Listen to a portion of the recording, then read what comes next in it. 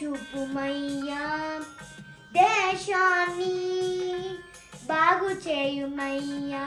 నీ ప్రజల మొరను ఆలకించుమా, నీ కృపలో మమ్మును నడిపించుమా.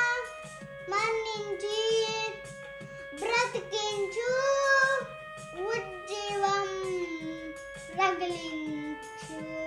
సర్వలోక రక్షక కరుణించుమయ్యా, నీ వాక్య శక్తిని కనపరచుమయ్యా. అంధకార